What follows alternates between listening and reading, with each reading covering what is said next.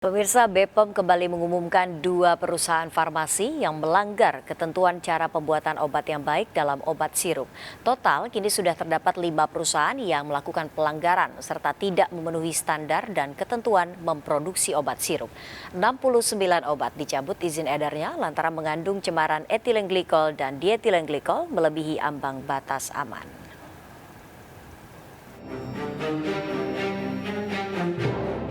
Usai mengumumkan 69 daftar obat yang dilarang untuk beredar karena diduga menjadi penyebab gagal ginjal akut anak, Badan Pengawas Obat dan Makanan kembali mengumumkan tambahan 2 perusahaan farmasi yang melanggar ketentuan cara pembuatan obat yang baik dalam obat sirup.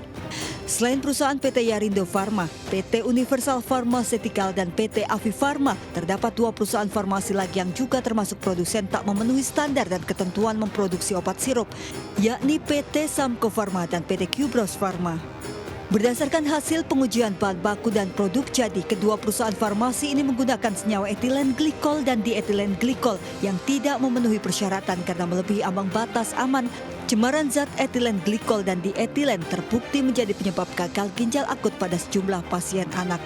BPOM telah menginstruksikan kepada kedua perusahaan farmasi untuk menarik segera produk obat sirup dari peredarannya di Indonesia. Ada 2 industri farmasi yang sudah kita dapatkan cukup bukti, PT CF dan PT SF. PT Samco Pharma, disebutkan ke Bapak kan?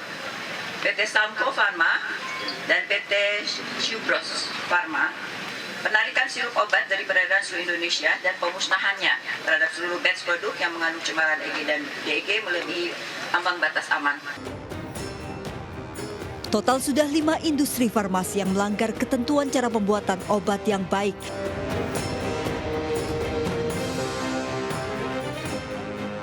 Hasil investigasi BPOM terdapat 69 obat yang diproduksi 3 perusahaan yakni PT Yarindo Pharma Tama, PT Universal Pharmaceutical Industries, dan PT Avi Pharma yang dicabut izin edarnya lantaran terbukti mengandung cemaran etilen glikol dan dietilen glikol yang melebihi ambang batas yang telah ditentukan. Dari 69 obat sirup yang dicabut izin edarnya, 49 obat sirup diproduksi PT Avi Pharma, 14 obat sirup diproduksi PT Universal Pharmaceutical Industries, dan 6 obat sirup diproduksi PT Yarindo Pharma Tama. Cemaran dari zat pelarut tambahan yang digunakan pada obat sirup yang melebihi ambang batas aman mengakibatkan ratusan anak menderita gagal ginjal akut dan meninggal dunia.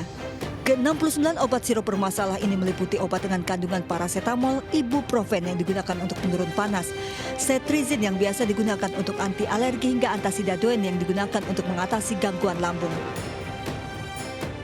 324 total kasus pasien gagal ginjal akut dengan angka kematian 195 pasien di seluruh Indonesia. Harus ada pihak yang bertanggung jawab terhadap cemaran obat agar nyawa anak Indonesia tidak menjadi taruhan. Tim Liputan iNews melaporkan.